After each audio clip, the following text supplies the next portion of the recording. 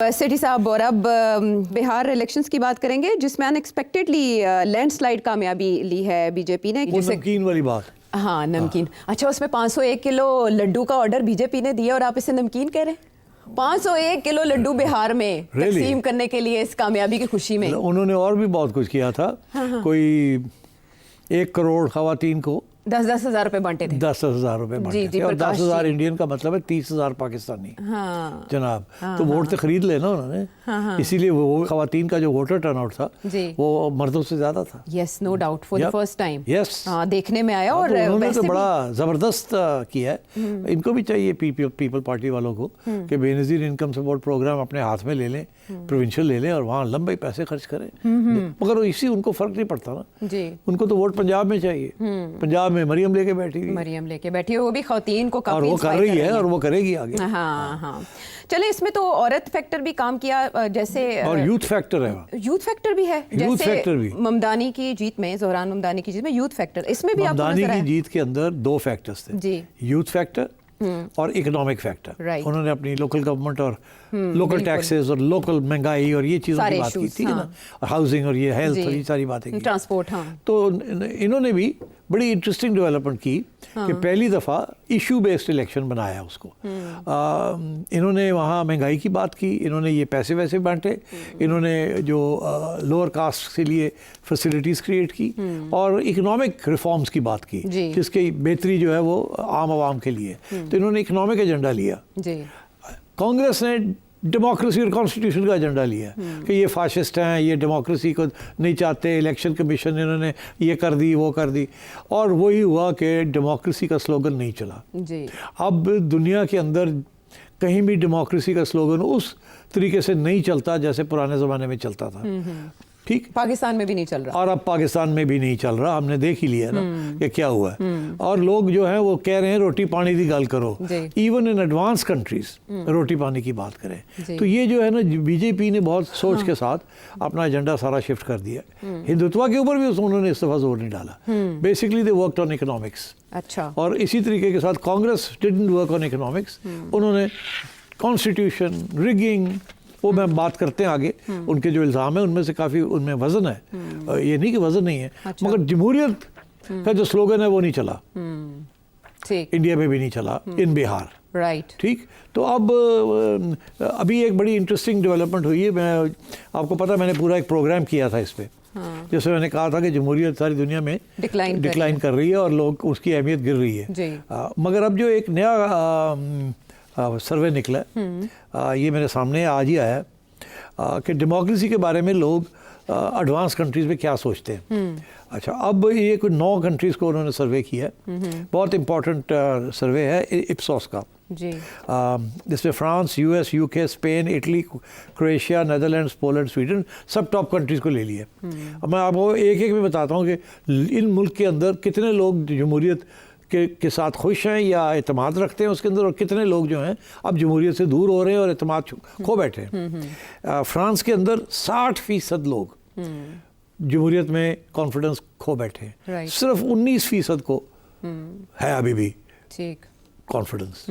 तो आप सोचिए, 10 साल पहले उल्टा था जी। अब बिल्कुल 10 साल में डिसइल्यूजनमेंट। यूएस में 53% जो है वो खुश नहीं है जमहूरियत से, वो समझते हैं जमहूरियत गिर रही है, और 20% है जो समझते हैं नहीं नहीं ठीक है जमहूरियत जी। इसी तरह यूके के अंदर 51% मेजॉरिटी जो वो समझते हैं जमहूरियत फारग है, असि जमहूरियत वास्ते वोट नहीं, साडा वोट नहीं है। इसीलिए स्पेन 51% खिलाफ, इटली जो है सिर्फ 26% उसके हक में, बाकी सब खिलाफ। नेदरलैंड्स के अंदर 36% उसके हक में। कुछ लोग कहते हैं वी डोंट नो, हाँ ठीक है नहीं, मगर इससे ज़्यादा जो है वो कम है जमहूरियत नाइदर है नो देयर। पोलैंड, स्वीडन में 65% लोग अभी भी, ये एक मुल्क है सिर्फ जहाँ अभी भी वो समझते हैं कि जमहूरियत जो है इट्स इम्पोर्टेंट, क्योंकि वहाँ चल रही है, वहाँ लोकल गवर्नमेंट चल रही है, वहाँ करप्शन नहीं है, वहाँ डिलीवरी हो रही है, वेलफेयर स्टेट है। Well done. तो ये सबक सीखना चाहिए ना सबको। नरेंद्र मोदी ने सीख लिया है कि भाई हिंदुत्व ज़्यादा वोट सी ना वो हो गया, वो फर्क है हूँ, असि जो करना सी कर लिया। ठीक, इसीलिए इस दफा जो बम फटे उन्होंने पाकिस्तान का नाम नहीं लिया, उसके और भी इम्प्लीकेशन पॉलिटिशियन है जी, जी। मगर ये भी है कि यार ऐसा उनका खास है माइलेज कोई नहीं इधर, ठीक है ना। तो अब वो माइलेज निकाली उन्होंने इकोनॉमिक्स के ऊपर, तो अब इसी बेसिस के ऊपर वो अब अपनी आगे की जो उसके जो रह गए हैं, he will build his political base on the basis of economic reforms. तो यूपी और आसाम और उधर मगरबी बंगाल में अब वो ज़्यादा एग्रेसिवली जाएंगे, और क्या वहाँ पे ये बिल्कुल वहाँ भी इकोनॉमिक एजेंडा लेके जाएंगे। वो देखेंगे कौन सी क्लासेस जो हैं उनको तकलीफ है, कोई ना कोई उनके लिए कुछ करने की वादे करेंगे। यार वादे करने में तो कोई हर्ज नहीं है ना, हाँ, ख्वाब दिखाने में तो कोई हर्ज नहीं है। लेकिन इन्होंने जो वहाँ के लोकल रहनुमा को अपने साथ मिलाया, जो मुकामी नब्ज से आगाह थे, ये कितना बड़ा कार्ड ये होता है, बिकॉज इसी उसके बगैर मेजॉरिटी नहीं मिलती। ये जो इतनी बड़ी जो रियासतें होती हैं, स्टेट्स होती हैं, काफ़ी स्प्लिंटरिज्म होती है। वहाँ कास्ट का सिस्टम है, लेफ्ट है, राइट है, इस किस्म की चीज़ें हैं। पाकिस्तान जैसी जगह नहीं है वो। सो वहाँ मुख्तलिफ किस्म की आइडियोलॉजीज भी चलती रही हैं। फिर कास्ट सिस्टम और लोअर कास्ट का बहुत बड़ा, जिसे शेड्यूल्ड कास्ट कहते हैं, ये बहुत वजन है इन चीज़ों का। और फिर कई नेशनलिज्म भी बड़ी है। बंगाल में for example the likelihood is कि बंगाल में वो बंगाली पार्टी के लिए करेंगे रादर देन, ठीक। तो आई थिंक हर जगह पे फ़र्क है, but I think the economic agenda will be prominent now. सबसे आगे यही करेंगे। ठीक है। अब इस जीत के बारे में सर्वेस तो ऐसे नहीं थे, और हम भी शो में बहुत दफ़ा बात कर चुके थे कि मई के बाद, और स्पेशली जो टैरिफ की बम्बार्डमेंट हुई है उसके बाद, नरेंद्र मोदी की मकबूलियत पे काफ़ी फ़र्क पड़ा, और वो वैसे मकबूल नहीं रहे, तो बिहार के इंतखाबात के लिए उन्हें कोई एडवेंचर करना पड़ सकता है या फॉल्स फ्लैग करना पड़ सकता है। तो वो ऑपरेशन सिंदूर जो वो जारी रखे हुए थे और कह रहे थे उस पर पॉज है, इस कामयाबी के बाद वो पॉज कहीं हटा तो नहीं देंगे, और पाकिस्तान के बारे में उनकी पॉलिसी चेंज हो सकती है इसके बाद? नहीं, मैं नहीं समझता कोई ख़ास चेंज होगी, बस वो थोड़ा लो की रखेंगे कि उन्हें पता है समदूर 2 तो होना नहीं है उसको, और इसीलिए इस दफ़ा पाकिस्तान का नाम नहीं लिया उन्होंने। तो अगर ले लेते तो फिर कुछ करना पड़ता। तो इसलिए उन्होंने इशारा यही किया कि टेररिज्म है, मगर ये नहीं कहा कि पाकिस्तान। द मिनट अब वो पाकिस्तान कहेंगे तो फिर ये तवक्को की जाएगी, चलो फिर करो, कुछ करके दिखाओ। तो इसीलिए वो अब इधर आएंगे नहीं। तो ये अच्छी बात है कि द इजराइलाइज दिस कि ये एस्केलेटरी लड़ेंगे, लड़ाई होगी तो हम भी करेंगे कुछ, तो फिर वो करेंगे, फिर हम करेंगे, तो कहीं और पहुंच जाएंगे। मशरूम क्लाउड की तरफ पहुंचेंगे हम। अच्छा, तो इसलिए मगर ये इसमें जो इल्ज़ाम लगे हैं उनके ऊपर बड़े इंपॉर्टेंट है। ये मुझे पाकिस्तान याद आ रहा है, रिगिंग के ना। हाँ, ये इंडिया में आमतौर पर ऐसे इल्ज़ाम नहीं लगते। सबसे पहले तो ये कहा जाता था कि इंडिया की election commission is an exemplary या एग्जाम्पलरी, आज़ाद है। यहाँ तक 2 Indian chief election commissioners Pakistan भी आए थे। इनमें से एक की मैंने इंटरव्यू भी की थी ज़ाती तौर पे, पर्सनली 1-on-1, और उन्होंने बताया था कि वहाँ कैसे होता है, कैसे नहीं होता, और ब्यूरोक्रेसी करती है वहाँ। ना कोई इंटरिम गवर्नमेंट होती है, ना कोई सियासी लोग होते हैं, वो ब्यूरोक्रेट्स जो हैं वो न्यूट्रल होते हैं। मगर इस दफ़ा जो इल्ज़ाम लगे हैं तो बड़े इंटरेस्टिंग है, और ये ड्यूरिंग द इलेक्शन नहीं, उससे पहले लग रहे थे कि जो चीफ इलेक्शन कमिश्नर लगाया इन्होंने, क्योंकि वहाँ इंटरिम गवर्नमेंट तो थी नहीं, इन्हीं की गवर्नमेंट थी। तो उन्होंने जिसको लगाया उसके बड़े तल्लुकात हैं अमित शाह के साथ। तो इसलिए ये इल्ज़ाम लग रहा है कि इन्होंने काफ़ी गड़बड़ की है इलेक्शन कमीशन ने, और काफ़ी इसके ऊपर भी।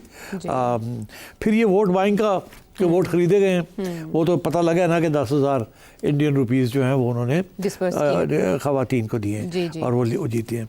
फिर वोटर रोल्स जो है ना, उसको भी, उसके अंदर भी तब्दीली हुई है बहुत से। हाँ, कोई 20-1 लाख मुसलमानों को निकाल दिया इस किस्म के, और रद्दोबदल किया गया। हाँ, रद्दोबदल किया गया, कंडीशंस लगाई गई कि प्रूव करो कि आप इंडियन नेशनल हैं। हालांकि वो 20 साल 40 साल से वहाँ रह रहे हैं, उनको ये डॉक्यूमेंट लेके आओ, ये डॉक्यूमेंट लेके आओ। पता था कि मुस्लिम वोट नहीं मिलेगा, इसलिए मुसलमानों को, कोई 2 मिलियन मुसलमानों को निकाल दिया, और इसी तरीके के साथ और भी जहाँ पता था कि यहाँ से हमारे वोट नहीं मिलेगा, वहाँ डिसएनफ्रेंचाइज कर दिए। तो इस किस्म की चीज़ें थे, और करप्शन, मैसिव करप्शन। बट सबसे इम्पोर्टेंट बात ये थी कि कहते हैं कि 250 सीटों में से 50 से ज़्यादा सीटें ऐसी थी जहाँ 1000-2000 वोट का फ़र्क था सिर्फ। अच्छा। और शायद इससे ज़्यादा थी जहाँ 5000 से कम का वोट था। तो इशारा ये है कि यहाँ छोटी मोटी रिगिंग के साथ आप 2-3 हज़ार वोट तो कैसे आसानी से कर लेते हैं ना। ये तो 130 मिलियन की आबादी, 13 करोड़ की तो आबादी है, 13 करोड़ की आबादी है, और आप सोचिए उसमें से 68% टर्नआउट हुआ है। अच्छा एनएस, इससे पहले आप ये प्रेडिक्ट कर चुके हैं कि अगली बार नरेंद्र मोदी नहीं आएंगे, अगले इलेक्शंस में कामयाबी नहीं होगी आगे की। तो इस कमबैक के बाद आप समझते हैं कि आने वाले इलेक्शन में भी मुकाबला टफ होगा? It's too early for that। आगे क्या होते जाता है, 4 साल पड़े हैं अभी। Right. Anything can happen। Anything can happen।